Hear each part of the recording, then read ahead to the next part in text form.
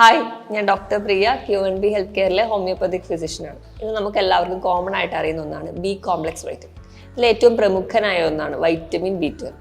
ഇന്ന് നമ്മുടെ ഇടയിൽ നോക്കുകയാണെങ്കിൽ ഒരു 60% ആൾക്കാർക്ക് ഇന്ന് വൈറ്റമിൻ B12 ഡെഫിഷ്യൻസീസ് കാണാറുണ്ട്.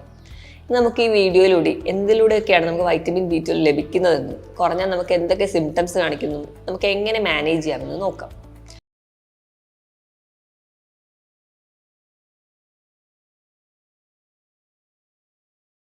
വൈറ്റമിൻ B12 എന്ന് പറഞ്ഞാൽ നമുക്ക് പ്രധാനമായും ഭക്ഷണത്തിലൂടെ മാത്രം കിട്ടുന്നൊരു വൈറ്റമിനാണ്. നമ്മൾ ഭക്ഷണം കഴിക്കുമ്പോൾ നമ്മുടെ കുടലിൽ വെച്ച് അബ്സോർബ് ചെയ്യപ്പെടുകയും അത് നമ്മുടെ കരളിൽ സ്റ്റോർ ചെയ്യും. നമ്മുടെ ആവശ്യത്തിനനുസരിച്ച് നമ്മുടെ രക്തത്തിലേക്ക് റിലീസ് ചെയ്യപ്പെടുന്ന ഒരു വൈറ്റമിനാണ്. ഇത് നമുക്ക് ശരീരത്തിലെ പലവിധമായ ഫങ്ഷൻസ് വൈറ്റമിൻ B12 ചെയ്യുന്നുണ്ട്. അതിനോടൊപ്പം തന്നെ പല എൻസൈംസിൻ്റെയും പല ഹോർമോൺസിൻ്റെയും ഒക്കെ ഒരു ബാലൻസ് ചെയ്തൊരു പ്രവർത്തനത്തിന് വൈറ്റമിൻ B12 വളരെ അത്യാവശ്യമാണ്. എന്തൊക്കെയാണ് വൈറ്റമിൻ B12 പ്രധാന ഫങ്ഷൻസ് എന്ന് നോക്കാം. കൊബാൾട്ട് എന്നൊരു ലോഹം ഉള്ളത് കൊണ്ട് തന്നെ കൊബാൾട്ട് അമീൻ എന്നൊരു പേര് കൂടി വൈറ്റമിൻ B12 ഉണ്ട്. ഏറ്റവും പ്രധാന ഫംഗ്ഷൻ എന്ന് പറയുന്നത് ചുവന്ന രക്താണുക്കളുടെ അല്ലെങ്കിൽ പ്രോപ്പറായിട്ട് അവർക്കൊരു ഷേപ്പ് അല്ലെങ്കിൽ അവർക്കൊരു സ്ട്രക്ചർ നൽകുക, പ്രോപ്പറായിട്ട് അവർക്ക് ഫംഗ്ഷൻ ചെയ്യാൻ സാധിക്കുക, ഇതൊക്കെ വൈറ്റമിൻ B12 സഹായത്തോടെയാണ്. അതോടൊപ്പം തന്നെ WBCയുടെ പ്രൊഡക്ഷൻ, ചുവന്ന രക്താണുക്കളോടൊപ്പം തന്നെ ശ്വേത രക്താണുക്കളുടെ പ്രൊഡക്ഷനും വൈറ്റമിൻ B12 സഹായിക്കുന്നുണ്ട്. അതോടൊപ്പം തന്നെ നമുക്കറിയാം നമ്മുടെ നാഡികളുടെ ഒക്കെ കവറിംഗ് ആയിട്ടുള്ള മൈലീൻ ഷീറ്റിന്റെ പ്രൊഡക്ഷന് വേണ്ടി നമ്മളെ സഹായിക്കുന്നതും വൈറ്റമിൻ B12 തന്നെയാണ്. ഇങ്ങനെ സ്മൂത്ത് ആയിട്ട് മൈലിൻ ഷീത്ത് ആ ഒരു കവറിങ് ഉണ്ടെങ്കിൽ മാത്രമേ നാഡികൾക്കൊക്കെ പൂർണ്ണമായിട്ടും മെസ്സേജസ് ഒക്കെ നല്ലപോലെ സ്മൂത്ത് ആയിട്ട് ഫങ്ഷൻ ചെയ്യാനും അത് പാസ് ചെയ്യാനും ഒക്കെ സഹായിക്കുകയുള്ളൂ. അതുപോലെ തന്നെ ചില ഗ്രന്ഥികളുടെ പ്രവർത്തനം, അതായത് തൈറോയ്ഡ് ഗ്രന്ഥികളുടെയും അഡ്രിനൽ ഗ്ലാൻഡിന്റെ ഒക്കെ പ്രവർത്തനത്തിന് വൈറ്റമിൻ B12 സഹായിക്കുന്നു. എത്രയാണ് വൈറ്റമിൻ B12 നോർമൽ ലെവലിൽ നോക്കാം. 200 മുതൽ 800 പൈക്കോഗ്രാം പെർ ml ആണ് വേണ്ടത്. ഒരു 150 മുതൽ 200 വരെയൊക്കെ ആണെങ്കിൽ നമുക്കൊരു ബോർഡർ ലൈൻ എന്ന് പറയും. 150 താഴെ പോകുമ്പോഴാണ് അത് കുറവാണ് എന്ന് നമ്മൾ പറയുന്നത്. നമ്മുടെ ഇടയിൽ നോക്കുകയാണെങ്കിൽ ഒരുപാട് പേർക്ക് ഇന്ന് വൈറ്റമിൻ B12 ഡെഫിഷ്യൻസി കാണപ്പെടുന്നുണ്ട്. എന്തൊക്കെയാണ് പ്രധാനമായും വൈറ്റമിൻ B12 നമ്മുടെ ശരീരത്തിൽ കുറഞ്ഞാൽ കാണുന്ന ലക്ഷണങ്ങളെന്ന് നോക്കാം. ഒന്നാമതായിട്ട് തന്നെ ഞാൻ പറഞ്ഞിരുന്നു, RBCയുടെ പ്രൊഡക്ഷന് വേണ്ടി നമ്മുടെ ശരീരത്തിലെ ചുവന്ന രക്താണുക്കളുടെ പ്രൊഡക്ഷന് വേണ്ടി സഹായിക്കുന്നുണ്ട്. അപ്പം വൈറ്റമിൻ B12 കുറയുകയാണെങ്കിൽ ഒരു പരിധി വരെ ചുവന്ന രക്താണുക്കളുടെ പ്രൊഡക്ഷൻ കുറയും. അതുവഴി നമുക്ക് വിളർച്ച, അതുമൂലം ഉണ്ടാകുന്ന തലകറക്കം, തലയ്ക്കൊരു കനം പോലെ തോന്നുക, കഠിനമായ ക്ഷീണം, കിതപ്പ്, സ്റ്റെപ്പൊക്കെ കയറുമ്പോൾ നമുക്ക് നെഞ്ചിടിപ്പ് കൂടുന്നതായിട്ട് തോന്നുക പോലെയുള്ള ബുദ്ധിമുട്ടുകൾ കാണിക്കാം. WBCയുടെ പ്രൊഡക്ഷൻ കുറയുന്നത് വഴി നമുക്ക് രോഗപ്രതിരോധ ശേഷി കുറയും, പെട്ടെന്ന് അസുഖങ്ങൾ ഉണ്ടാവുക, അലർജി ഒരുപാടായിട്ട് കാണിക്കുക, ഇവയൊക്കെ കാണാം. മൈലിൻ ഷീത്തിന്റെ പ്രൊഡക്ഷൻ കുറയുന്നത് വഴി നാഡികളുടെ പ്രവർത്തനം ഒക്കെ കുറയും. അതുകൊണ്ട് തന്നെയാണ് നമ്മുടെ കൈകാലുകൾക്ക് തരിപ്പ്, മരവിപ്പ് പോലെയുള്ള സിംറ്റംസ് ഒക്കെ ആയിട്ട് നമ്മുടെ അടുത്ത് വരുമ്പോൾ നമ്മൾ വൈറ്റമിൻ B12 ലെവൽ പരിശോധിക്കുന്നത്. കാരണം ഈ ഒരു പ്രശ്നമൊക്കെ വൈറ്റമിൻ B12 കുറഞ്ഞവരിൽ കാണുന്നുണ്ട്.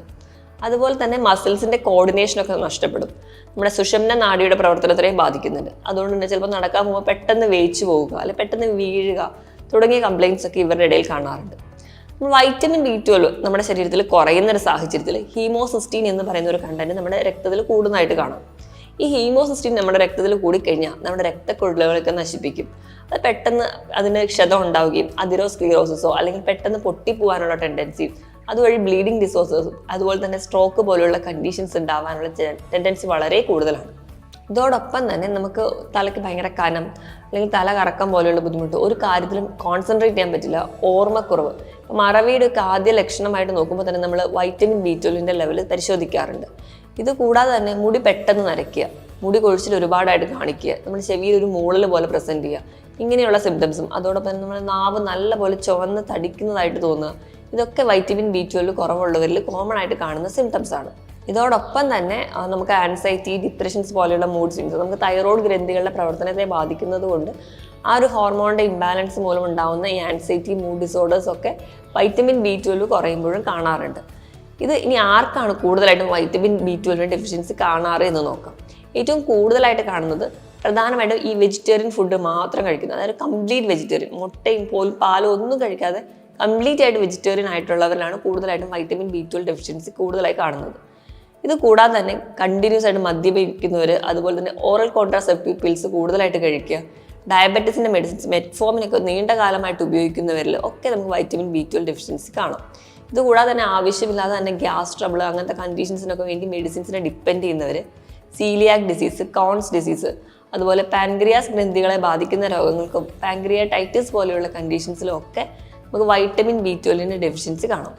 ഇങ്ങനെ വൈറ്റമിൻ B12 ഡെഫിഷ്യൻസി കണ്ടു കഴിഞ്ഞാൽ നമ്മൾ എപ്പോഴും ഒരു ഡോക്ടറുടെ കൺസൾട്ടേഷൻ എടുത്ത പ്രകാരം കൃത്യമായി ബ്ലഡ് ടെസ്റ്റ് ചെയ്തതിന് ശേഷം മാത്രമേ ഒരു സപ്ലിമെൻറ്റ്സ് എടുക്കാറുള്ളൂ. ഇനി നമുക്ക് എങ്ങനെ സപ്ലിമെൻറ്റ്സ് കൂടാതെ തന്നെ വൈറ്റമിൻ B12 എങ്ങനെ മാനേജ് ചെയ്യാമെന്ന് നോക്കാം. വൈറ്റമിൻ B12 പ്രധാനമായിട്ടും അടങ്ങിയിരിക്കുന്നത് നോൺ വെജ് ഫുഡിലാണ്. ഏറ്റവും കൂടുതലായിട്ട് പറയുകയാണെങ്കിൽ കന്നുകാലികൾ, പ്രധാനമായും ഇല കഴിക്കുന്ന കന്നുകാലികൾ, പശു, അതുപോലെ ബീഫ് അല്ലെങ്കിൽ ആട്, ഇവയുള്ള മൃഗങ്ങളിലാണ് കൂടുതലായിട്ടും. അതും കൂടുതലായിട്ടും അവരുടെ ഇറച്ചി, അതുപോലെ തന്നെ അവരുടെ ബീഫിൻ്റെയൊക്കെ ലിവർ, ഇതിലൊക്കെയാണ് കൂടുതലായിട്ടും അടങ്ങിയിരിക്കുന്നത്. ഇതുകൂടാതെ മുട്ടയിലൊക്കെ ഒരു കുറഞ്ഞ അളവിൽ വൈറ്റമിൻ B12 അടങ്ങിയിട്ടുണ്ട്. ഇതോടൊപ്പം തന്നെ നമുക്ക് എടുക്കുകയാണെങ്കിൽ മത്സ്യത്തിലാണെങ്കിൽ മത്തി, അയല, ചൂര പോലെയുള്ള മത്സ്യങ്ങളിൽ, ചെറിയ ചെറിയ മറ്റ് ഷെൽ ഫിഷസിലൊക്കെ വൈറ്റമിൻ B12 അടങ്ങിയിട്ടുണ്ട്. ഇപ്പം കംപ്ലീറ്റ് വെജിറ്റേറിയൻസ് ആണെങ്കിൽ ഒരു പരിധി വരെ കുറഞ്ഞ അളവിൽ തേങ്ങയിലും തേങ്ങാപ്പാലിലും ഇലക്കറികളിലും വൈറ്റമിൻ B12 അടങ്ങിയിട്ടുണ്ട്. കംപ്ലീറ്റ് വെജിറ്റേറിയൻസിലാണ് കൂടുതലായിട്ടും വൈറ്റമിൻ B12 ഡെഫിഷ്യൻസി നമ്മൾ കാണുന്നത്. ഇനി ഇപ്പോൾ കംപ്ലീറ്റ് ആയിട്ടൊരു വെജിറ്റേറിയൻസ് ആണെങ്കിൽ തന്നെ നമുക്ക് അത് ഓവർകം ചെയ്യാൻ വേണ്ടിയിട്ട് വൈറ്റമിൻ B12 ഫോർട്ടിഫൈഡ് ഉള്ള സീരിയൽസോ അല്ലെങ്കിൽ മറ്റ് വെജിറ്റബിൾസിലും സോയാബീൻസോ ഒക്കെ കഴിക്കുന്നത് വഴി ഒരു പരിധി വരെ നമുക്ക് വൈറ്റമിൻ B12 കിട്ടും. ഇപ്പം നമ്മൾ ഈ പറഞ്ഞ ഭക്ഷണങ്ങളൊക്കെ ഒരുപാട് പേര് കഴിക്കുന്നുണ്ടെങ്കിലും ചിലർക്ക് അവരിലും വൈറ്റമിൻ B12 ഡെഫിഷ്യൻസി നമ്മൾ കാണാറുണ്ട്. ഇതിന് പ്രധാന കാരണം എന്ന് പറഞ്ഞാൽ ഞാൻ നേരത്തെ പറഞ്ഞതുപോലെ തന്നെ വൈറ്റമിൻ B12 എന്ന് പറഞ്ഞാൽ നമ്മുടെ കുടലിൽ വെച്ച് അബ്സോർബ് ചെയ്യുന്ന ഒരു വൈറ്റമിനാണ്.